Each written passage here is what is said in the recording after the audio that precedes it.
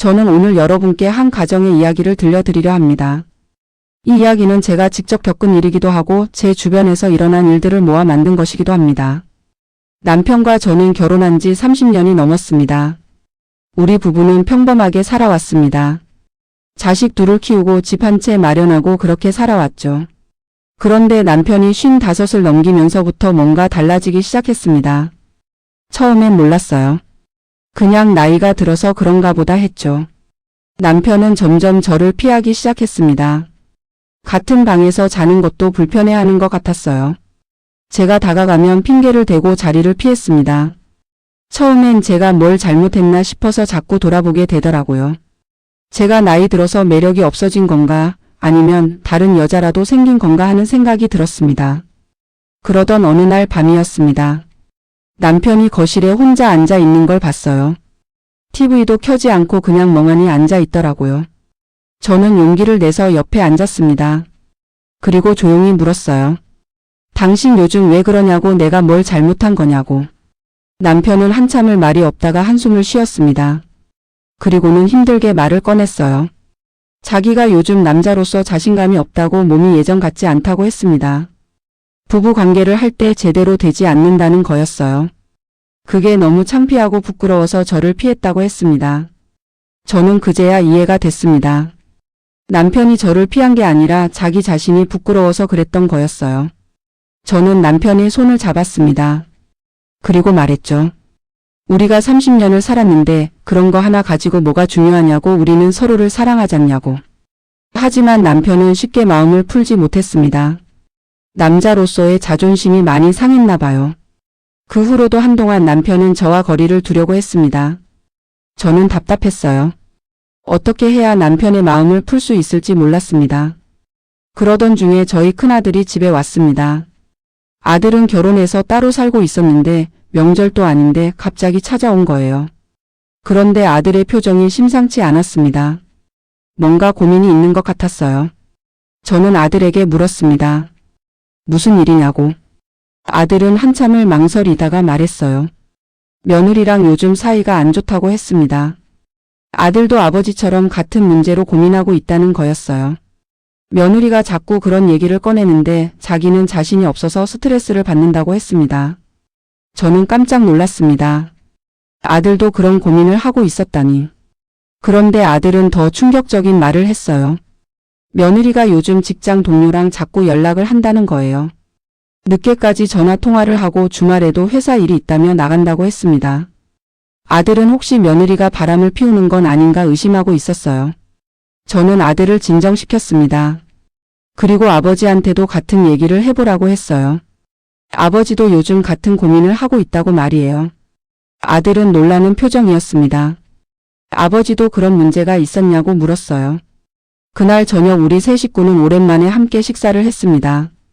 남편과 아들은 처음엔 서로 눈치만 보더니 나중에는 조심스럽게 대화를 시작했어요. 남편이 먼저 입을 열었습니다. 자기도 요즘 그런 문제로 고민이라고, 아들만 그런 게 아니라고 했어요. 아들은 아버지의 말을 듣고 조금 안심하는 것 같았습니다. 자기만 그런 게 아니구나 싶었나 봐요. 그러면서 아들이 물었어요. 아버지는 어떻게 하셨냐고. 남편은 솔직하게 말했습니다. 자기도 아직 해결하지 못했다고, 그래서 어머니를 피하고 있었다고요. 저는 그때 끼어들었습니다. 그리고 두 사람에게 말했어요. 이게 부부 사이를 멀어지게 만드는 게 맞냐고. 몸이 문제면 함께 해결하면 되는 거 아니냐고 했습니다. 숨기고 피한다고 해서 나아지는 게 아니라고요. 남편은 고개를 끄덕였습니다. 그리고 자기가 잘못 생각했다고 했어요. 나이가 들면서 몸이 변하는 건 자연스러운 일인데 그걸 인정하지 못하고 혼자 소가리만 했다고 말이에요. 아들도 아버지의 말에 공감하는 표정이었습니다. 그 후로 남편은 병원에 가보기로 했습니다. 저는 남편과 함께 병원에 갔어요. 의사 선생님은 친절하게 설명해 주셨습니다. 나이가 들면서 호르몬이 변하고 몸의 기능이 떨어지는 건 당연한 일이라고요. 약물 치료도 있고 생활 습관을 바꾸는 것도 도움이 된다고 했습니다. 의사 선생님은 운동을 규칙적으로 하고 스트레스를 줄이고 금연하고 술을 줄이라고 했어요. 그리고 부부 사이의 대화가 제일 중요하다고 강조했습니다. 서로 이해하고 배려하면서 새로운 방식으로 친밀감을 유지하는 게 중요하다고요. 저는 집으로 돌아오는 길에 남편에게 말했습니다. 우리가 젊었을 때처럼 할 필요는 없다고 이제는 다른 방식으로 서로를 사랑하면 된다고요. 손을 잡고 껴안고 같이 산책하고 그런 것만으로도 충분히 행복할 수 있다고 말이에요. 남편은 제 손을 꼭 잡았습니다. 그리고 고맙다고 했어요. 자기가 혼자 고민하느라 나를 힘들게 했다고 미안하다고 했습니다. 저는 남편에게 말했어요. 우리는 함께 늙어가는 거라고 함께 변해가는 거라고요. 한편 아들은 며느리와 진솔한 대화를 나눴다고 했습니다. 며느리도 사실은 아들이 자기를 피한다고 생각해서 서운했다고 해요. 그래서 직장 동료에게 하소연을 했던 거였어요. 둘 사이에 오해가 있었던 거죠. 아들 부부는 서로의 마음을 확인하고 나서 관계가 훨씬 좋아졌다고 했습니다. 며느리는 아들에게 압박을 주지 않겠다고 했고 아들은 며느리에게 솔직해지기로 했대요. 그리고 둘이 함께 운동도 시작하고 데이트도 다시 하기로 했다고 합니다.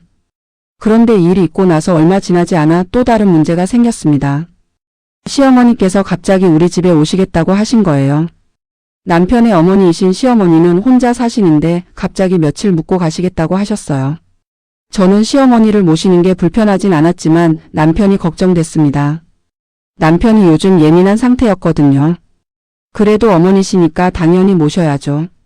시어머니가 오신 날 저는 정성껏 음식을 준비했습니다. 그런데 시어머니의 표정이 밝지 않았어요. 뭔가 고민이 있어 보였습니다. 저녁을 먹고 나서 시어머니가 조심스럽게 말씀하셨어요. 사실은 혼자 사는 게 외롭고 힘들다고 요즘은 몸도 예전 같지 않다고 하셨습니다. 시어머니는 올해 75이셨어요. 아버님이 돌아가신 지 5년이 넘었습니다. 그동안 혼자 잘 지내셨는데 요즘 들어 부쩍 외로움을 느끼신다고 했어요.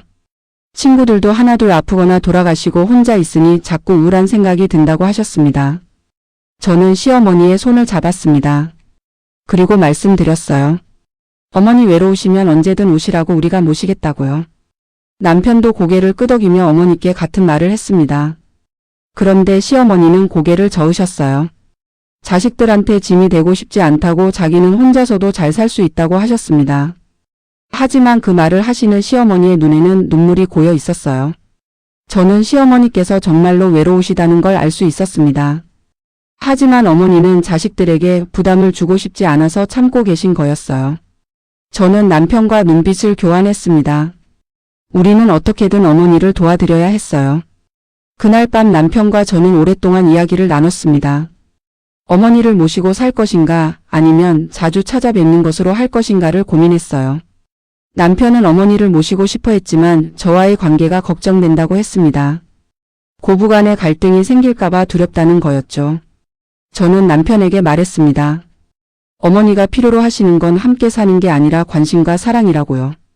우리가 자주 찾아뵙고 전화도 자주 드리고 어머니가 외롭지 않게 해드리면 된다고 했어요. 남편은 제 말에 동의했습니다.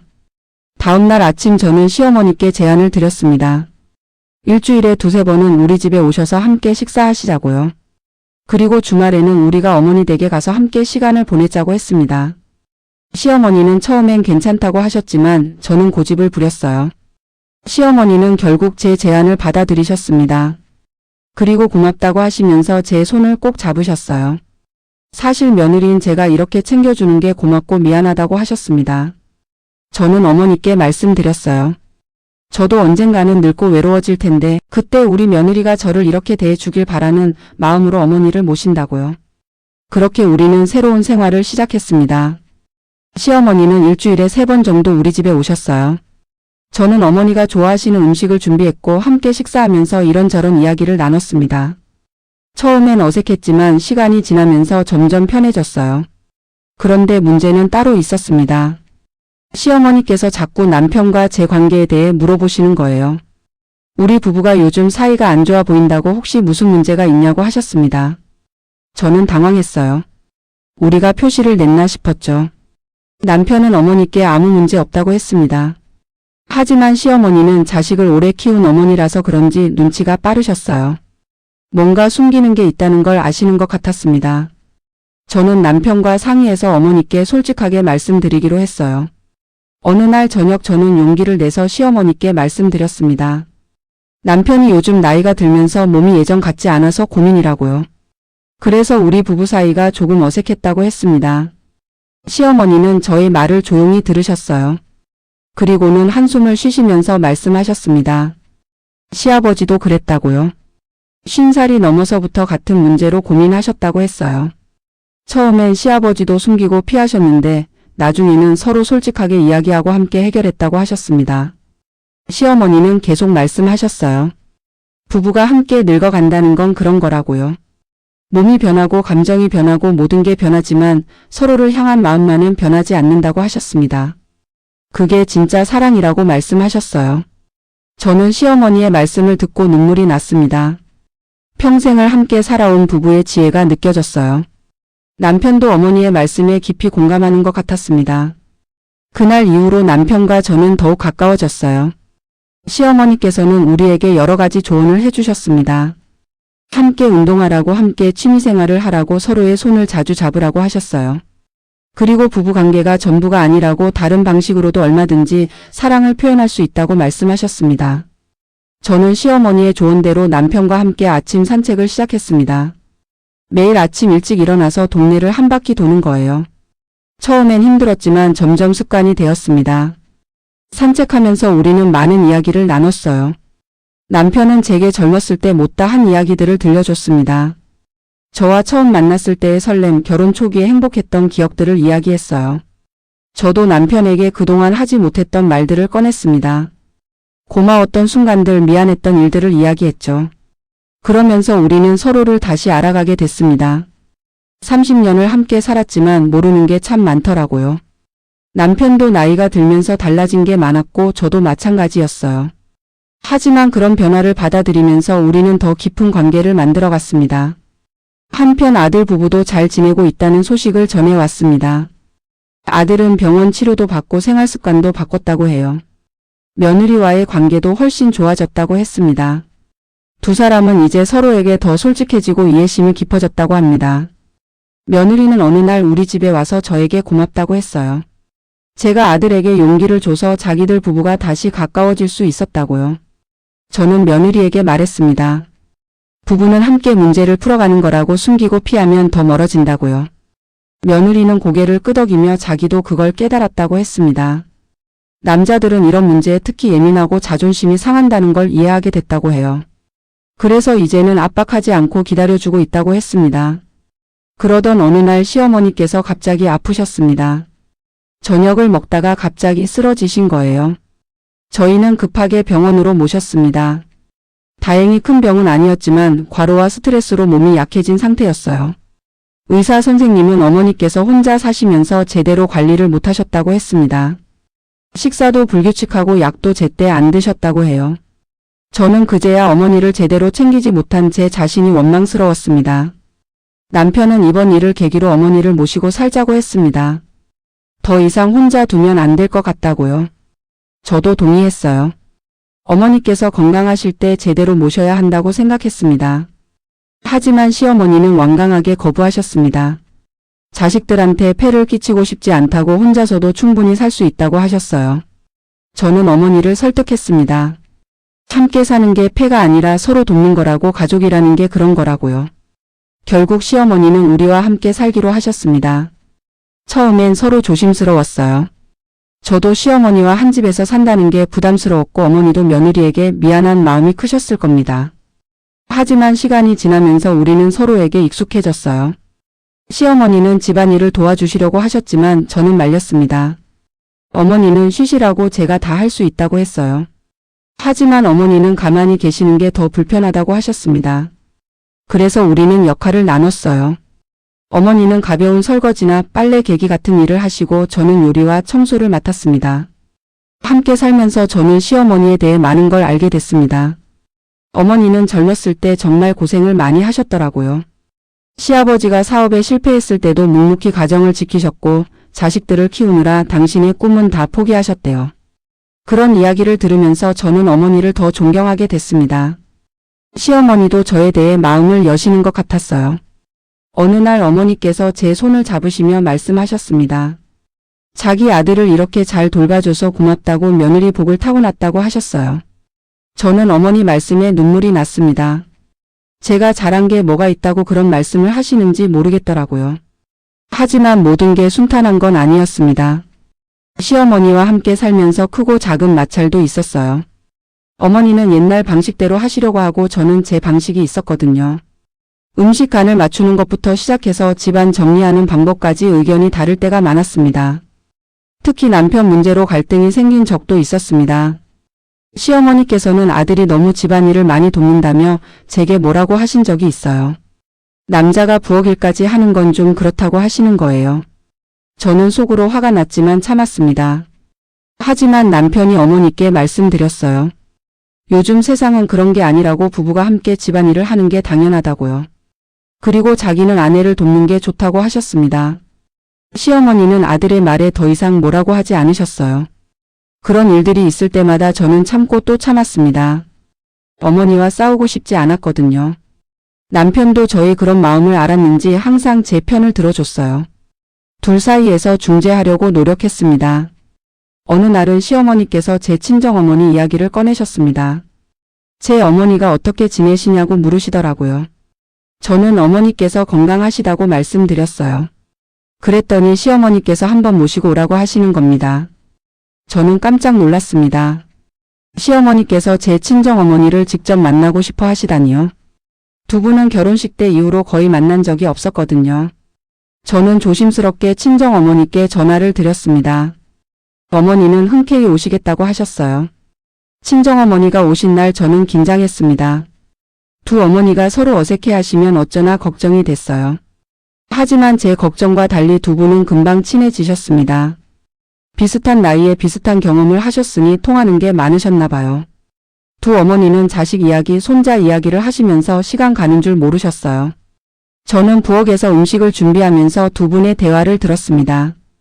시어머니께서 제 이야기를 하시는데 칭찬 일색이더라고요. 며느리가 참 착하고 살림도 잘한다고 하셨어요. 친정어머니도 사위 자랑을 하셨습니다. 남편이 저를 참 잘 대해준다고 딸이 시집 잘 갔다고 하셨어요. 저는 그 말을 들으면서 가슴이 따뜻해졌습니다. 두 어머니께서 서로를 인정하고 존중해 주시는 게 느껴졌거든요. 그날 저녁 우리는 오랜만에 온 가족이 모였습니다. 아들 내외도 왔고 친정어머니도 계시고 시어머니도 계셨어요. 저는 정성껏 음식을 준비했습니다. 다들 맛있게 드시면서 즐거운 시간을 보냈어요. 식사를 하면서 아들이 좋은 소식을 전했습니다. 며느리가 임신을 했다는 거예요. 우리는 모두 기뻐하며 축하했습니다. 특히 두 할머니가 되실 분들이 제일 좋아하셨어요. 드디어 증손주를 보시게 된다고 말이에요. 하지만 시어머니께서는 걱정도 되신다고 하셨습니다. 며느리가 일하면서 아이를 키우는 게 힘들 거라고요.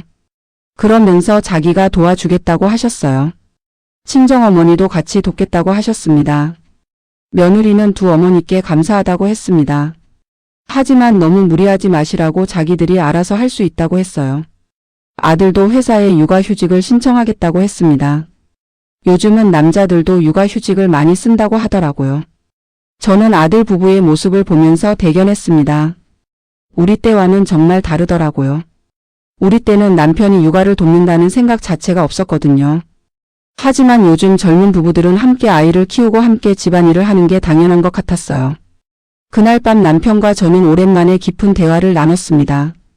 우리도 이제 곧 할아버지 할머니가 된다는 게 실감이 안 난다고 했어요. 남편은 제 손을 잡으며 말했습니다. 여보 덕분에 여기까지 왔다고 고맙다고요. 저도 남편에게 말했습니다. 나도 당신 덕분이라고요. 우리가 함께 늙어가면서 서로를 이해하게 됐다고 이제는 몸보다 마음이 더 중요하다는 걸 안다고 했어요. 남편은 고개를 끄덕였습니다.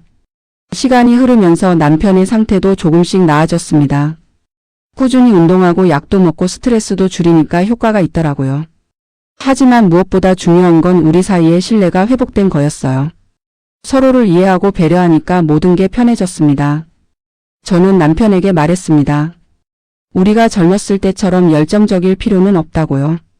이제는 다른 방식으로 사랑하면 된다고 했어요. 함께 손잡고 산책하고 같이 TV 보면서 웃고 그런 것만으로도 충분히 행복하다고요. 남편도 같은 생각이었습니다. 나이가 들면서 욕심을 버리게 됐다고 해요. 예전엔 남자로서 뭔가를 증명해야 한다고 생각했는데 이제는 그냥 아내 곁에 있는 것만으로도 감사하다고 했습니다. 며칠 후 저는 시어머니와 단둘이 차를 마시는 시간을 가졌습니다. 어머니께서 제게 물으셨어요. 아들과 잘 지내고 있냐고요. 저는 고개를 끄덕이며 잘 지낸다고 말씀드렸습니다. 어머니의 조언 덕분에 많이 좋아졌다고요. 시어머니는 미소를 지으시며 다행이라고 하셨습니다. 그리고 말씀하셨어요. 부부가 함께 늙어간다는 건 서로의 약해진 모습을 받아들이는 거라고요. 젊었을 때의 사랑과는 다른 더 깊고 진한 사랑이 생긴다고 하셨습니다. 저는 어머니 말씀에 깊이 공감했습니다. 정말 그랬어요. 남편의 약한 모습을 보면서 오히려 더 사랑스러워졌거든요. 완벽하지 않아도 예전 같지 않아도 그냥 내 곁에 있다는 것만으로 감사했습니다. 아들의 아이가 태어나던 날은 정말 잊을 수 없는 날이었습니다. 새벽에 며느리가 진통을 시작했다는 연락을 받고 우리는 급하게 병원으로 달려갔어요. 남편과 저 그리고 시어머니까지 셋이서 밤새 기다렸습니다. 손주가 태어났다는 소식을 들었을 때 우리는 모두 눈물을 흘렸습니다. 건강한 사내 아이였어요. 남편은 유리창 너머로 손주를 보면서 연신 눈물을 닦았습니다. 시어머니도 기쁨에 눈물을 흘리셨어요. 저도 마찬가지였고요. 며느리는 힘들었을 텐데도 환하게 웃으며 우리를 맞아줬습니다. 아들은 아내 옆에서 손을 꼭 잡고 있었어요. 그 모습을 보니 정말 든든하더라고요. 우리 아들이 이제 아버지가 됐다는 게 실감났습니다. 산후조리원에서 며느리와 손주를 돌보는 동안 저는 매일 찾아갔습니다. 시어머니도 함께 가셨어요. 우리는 며느리가 필요한 것들을 챙겨주고 손주를 안아보며 행복한 시간을 보냈습니다. 작은 손주를 안았을 때의 그 느낌은 말로 표현할 수 없었어요. 하지만 행복한 시간도 잠시였습니다. 며느리가 산후조리원에서 집으로 온 후부터 문제가 시작됐어요. 시어머니께서 손주를 돌보는 방식과 며느리가 원하는 방식이 달랐던 겁니다. 어머니는 옛날 방식대로 하시려고 했고 며느리는 요즘 방식을 따르고 싶어 했어요. 처음엔 작은 일이었습니다. 분유를 타는 방법, 아기를 재우는 방법 같은 것들이요. 하지만 이런 작은 차이들이 쌓이면서 둘 사이에 긴장감이 생기기 시작했습니다. 며느리는 시어머니가 자꾸 간섭한다고 느꼈고 시어머니는 며느리가 자기 조언을 무시한다고 생각하셨어요. 저는 둘 사이에서 중재하려고 애썼습니다. 시어머니께는 요즘 육아 방식이 많이 바뀌었다고 말씀드렸어요. 며느리에게는 어머니의 경험도 귀담아 들으면 좋겠다고 조심스럽게 이야기했고요. 하지만 쉽지 않았습니다. 어느 날 며느리가 저를 따로 불렀습니다. 그리고 눈물을 흘리면서 말했어요. 시어머니가 자꾸 간섭하셔서 힘들다고요. 자기 아이는 자기가 키우고 싶은데 어머니께서 모든 걸 다 하려고 하신다고 했습니다. 산후 우울증까지 겹쳐서 정말 힘들다고 하더라고요. 저는 며느리를 안아줬습니다. 그리고 말했어요. 어머니 마음도 이해해달라고요. 어머니는 그저 도와주고 싶으신 건데 방법을 모르실 뿐이라고요. 며느리는 고개를 끄덕였지만 여전히 힘들어하는 게 보였습니다. 저는 시어머니와도 진지한 대화를 나눴습니다. 며느리가 힘들어한다고 조금 거리를 두는 게 어떻겠냐고 조심스럽게 말씀드렸어요. 시어머니는 서운한 표정을 지으셨습니다. 자기는 그저 손주가 예뻐서 돕고 싶었을 뿐인데 며느리가 싫어한다고 생각하신 거예요. 저는 어머니께 설명드렸습니다. 며느리가 어머니를 싫어하는 게 아니라 자기 방식대로 아이를 키워보고 싶은 거라고요. 초보 엄마니까 시행착오도 겪어봐야 배운다고 말씀드렸어요. 시어머니는 한참을 생각하시더니 고개를 끄덕이셨습니다. 그날 이후 시어머니는 며느리에게 조언을 줄이셨습니다. 대신 며느리가 도움을 요청할 때만 나서셨어요. 며느리도 어머니의 변화를 느끼고 조금씩 마음을 여는 것 같았습니다. 가끔 어머니께 육아 조언을 구하기도 하고 감사하다는 말도 했어요. 한편 아들은 육아휴직을 하면서 아내를 열심히 도왔습니다. 밤에 아기가 울면 먼저 일어나서 달래고 기저귀도 갈고 분유도 탔어요. 남편은 아들의 모습을 보면서 감탄했습니다. 자기 때는 상상도 못했던 일이라고 했어요. 저도 아들이 대견했습니다.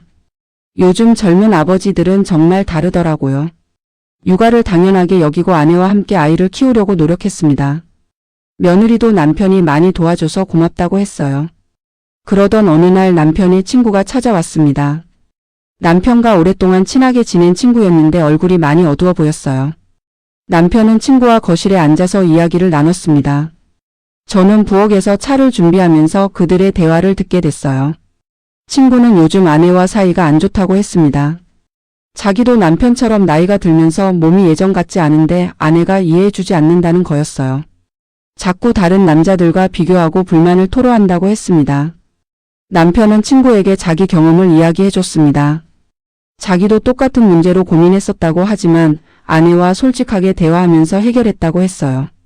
부부 사이에 숨기는 게 제일 안 좋다고 조언했습니다. 친구는 남편의 말을 듣고 고개를 끄덕였습니다. 하지만 자기 아내는 이해심이 없어서 말해봐야 소용없을 것 같다고 했어요. 남편은 그래도 한번 진심으로 대화해보라고 권했습니다. 부부는 서로 이해하고 배려해야 한다고요. 저는 차를 들고 나가서 친구에게도 한마디 했습니다. 아내 입장도 생각해보라고요. 아내도 나이가 들면서 외로움을 느낄 수 있다고 남편이 먼저 다가가서 손을 잡아주면 어떻겠냐고 했어요. 친구는 제 말을 듣고 눈시울을 붉혔습니다. 그 친구는 며칠 후 다시 찾아왔습니다. 이번엔 표정이 한결 밝아져 있었어요. 아내와 진지하게 대화를 나눴다고 했습니다. 서로의 마음을 터놓고 이야기했더니 많은 오해가 풀렸다고 해요. 아내도 남편을 이해하지 못한 자신을 반성했다고 합니다. 남편은 친구의 소식을 듣고 기뻐했습니다. 저도 마찬가지였어요. 나이가 들면서 겪는 이런 문제들은 사실 많은 부부가 경험하는 일이더라고요. 하지만 대부분 숨기고 혼자 고민하다가 관계가 나빠지는 거였습니다. 저는 생각했습니다. 우리 세대는 이런 이야기를 나누는 게 부끄럽고 어려웠던 거예요. 하지만 솔직하게 터놓고 이야기하면 해결할 수 있는 일들이 많았습니다. 부부 사이에 비밀이 많아지면 마음도 멀어지더라고요. 손주가 100일을 맞이하던 날 우리는 작은 잔치를 열었습니다. 친척들과 친구들을 초대해서 함께 기쁨을 나눴어요. 손주는 건강하게 잘 자라고 있었습니다. 며느리도 많이 회복됐고 아들도 좋은 아버지가 되어가고 있었어요. 시어머니는 손주를 안으시면서 행복한 표정을 지으셨습니다. 며느리도 어머니께 고맙다고 인사했어요. 처음엔 힘들었지만 어머니의 도움이 컸다고 했습니다. 시어머니는 며느리의 손을 꼭 잡으시며 미소를 지으셨어요. 그날 밤 남편과 저는 조용히 둘만의 시간을 가졌습니다. 우리는 손을 잡고 베란다에 나가 별을 봤어요. 남편이 말했습니다. 이렇게 함께 늙어가는 것도 나쁘지 않다고요. 젊었을 때와는 다른 행복이 있다고 했습니다. 저도 남편의 말에 동의했습니다. 우리는 30년 넘게 함께 살면서 많은 일들을 겪었어요. 좋은 일도 있었고 힘든 일도 있었지만 결국 함께 이겨냈습니다. 이제는 서로의 약점도 받아들이고 이해하게 됐어요. 며칠 후 저는 오랜만에 친구들을 만났습니다. 학창시절부터 친하게 지낸 친구들이었어요. 우리는 카페에 모여 차를 마시면서 근황을 나눴습니다. 다들 비슷한 나이라 공감하는 이야기가 많았어요. 한 친구가 먼저 고민을 털어놨습니다. 남편이 요즘 자꾸 짜증을 낸다고요. 사소한 일에도 화를 내고 예민해졌다고 했어요. 친구는 남편이 갱년기인 것 같다고 걱정했습니다. 다른 친구도 자기 남편도 비슷하다며 맞장구를 쳤어요. 저는 친구들에게 제 경험을 이야기해줬습니다. 남편이 겪었던 문제와 우리가 어떻게 해결했는지를 말이에요.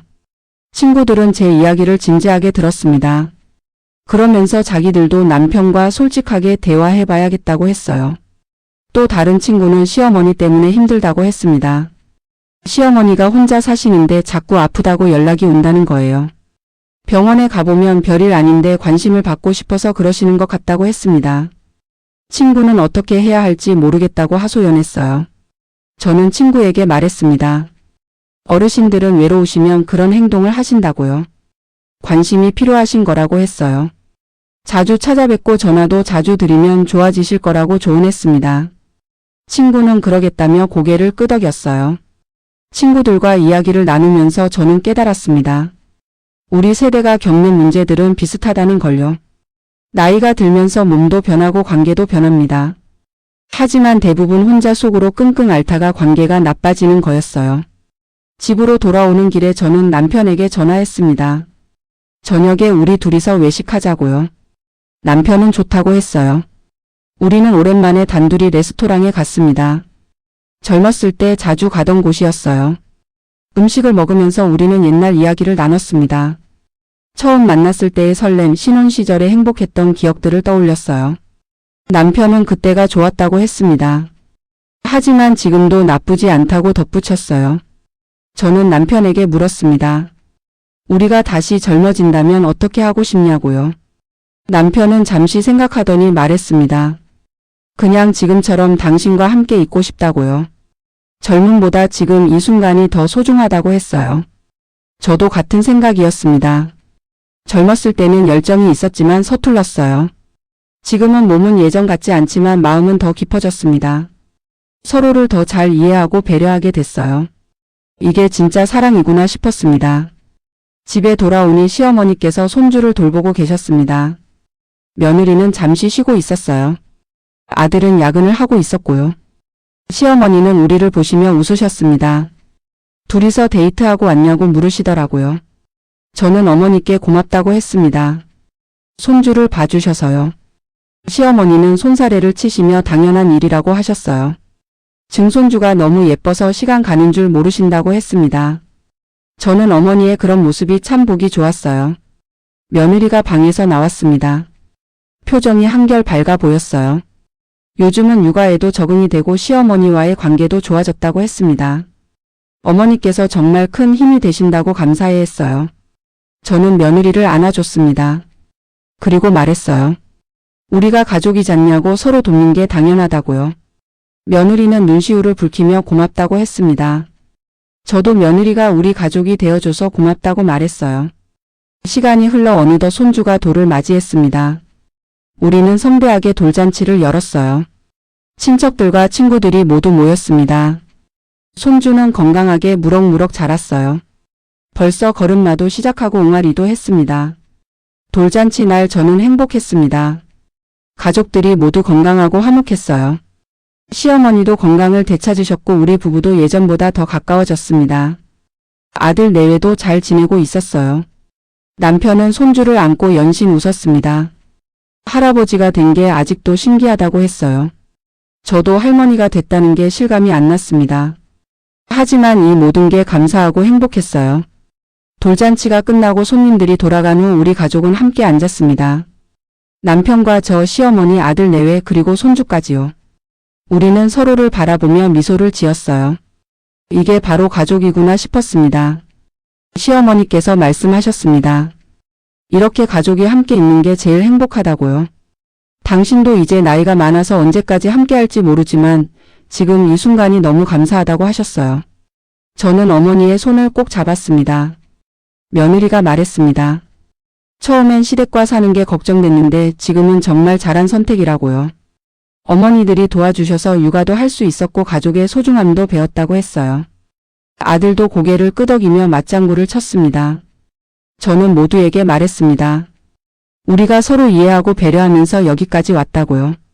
앞으로도 함께 힘을 합쳐서 행복하게 살아가자고 했어요. 모두 동의하며 서로를 껴안았습니다. 그날 밤 남편과 저는 침대에 누워 이야기를 나눴습니다. 우리가 겪었던 어려움들을 되돌아봤어요. 남편의 건강 문제로 힘들었던 시기, 시어머니와의 갈등, 아들 부부의 문제까지요. 하지만 우리는 모두 이겨냈습니다. 남편이 말했습니다. 여보가 없었으면 못 이겨냈을 거라고요. 당신 덕분에 용기를 낼 수 있었다고 했어요.